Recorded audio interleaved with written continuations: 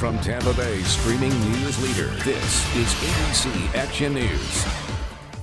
Hello, I'm John Sable. Dennis Phillips has Florida's most accurate forecasts in just a moment. But first, here in your ABC Action News Now headlines. Category 5 Hurricane Dorian causing devastation in the Bahamas.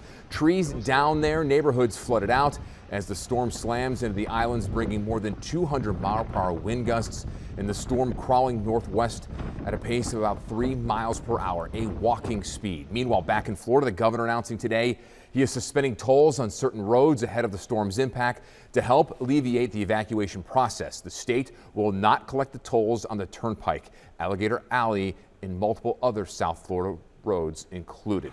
As the storm gets closer to Florida shores, fuel is becoming a pressing concern to make sure gas gets to the stations that need it the most. The Florida Highway Patrol is escorting fuel trucks to the state, is working closely with the fuel industry to ensure there is an adequate fuel supply across the entire state.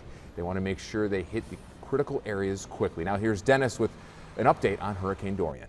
Yeah, John, obviously a powerful storm, one of the most powerful ever to form in the Atlantic. And over the next couple of days, it is going to go very slow. John, that was a great description. Walking speed, 3, 4, maybe 5 miles an hour.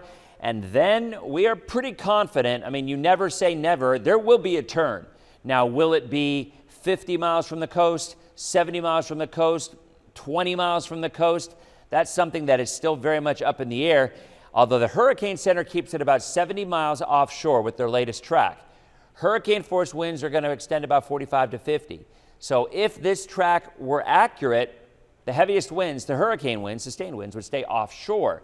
If it gets 30 or 40 miles closer, then these coastal areas will get hurricane force. For our area, it is not an issue. Tropical storm watch is in effect for Highlands and Polk County, where they definitely at least have the chance of tropical storm conditions. Most of our area, though, very breezy and definitely a couple of bands coming through. But I mean, there is a lot of consensus right now. Doesn't mean it can't change, but I will tell you that the track that touches the Carolinas is probably the most common track you can have with a hurricane coming in from the east. Chances of tropical storm force winds across most of our area, about 40%, maybe 50 to 60% closer to our inland counties. All right, Dennis, thank you. And remember, you can get news updates all day long in your favorite streaming device. And remember to download our free ABC Action News app.